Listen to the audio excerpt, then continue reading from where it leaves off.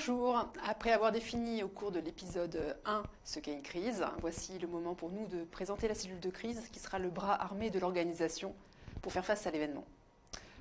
Pourquoi un langage aussi martial? La gestion de crise prend en fait attache dans cette tradition militaire de la war room. D'un côté, le champ de bataille opérationnel et de l'autre, la war room dont l'objectif est de parvenir à un partage structuré de l'information stratégique.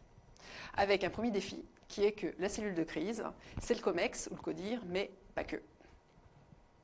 La cellule de crise, en effet, est une organisation d'exception. C'est la raison pour laquelle les bonnes pratiques recommandent qu'un directeur général ne vienne pas en tant que DG en cellule, il ou elle viendra en tant que directeur de crise.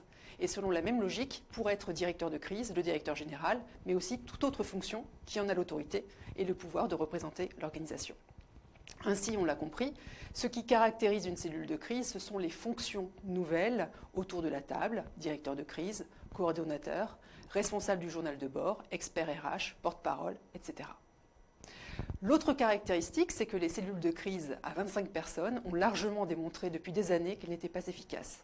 C'est pourquoi il ne sert à rien d'appeler l'ensemble d'un COMEX.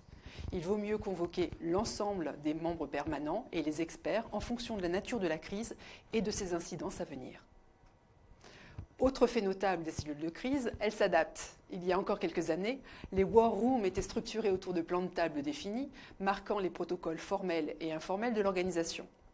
J'ai vu par exemple des plans de crise prévoyant d'armer la cellule en 4 heures pour équiper l'ensemble des membres des liaisons, informatique et télécom, sans oublier l'indispensable cavalier.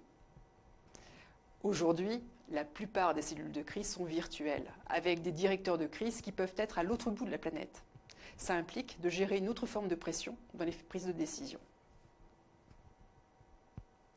Une cellule de crise doit prendre des décisions rapidement, c'est la fonction d'arbitrage, sur la base d'une information fiable et qui n'a pas été compromise par un contexte déstabilisé, des collaborateurs en situation de choc ou de sidération, c'est la fonction coordination. Cette war room vise donc à gérer les conséquences immédiates liées à l'événement et selon des priorités définies.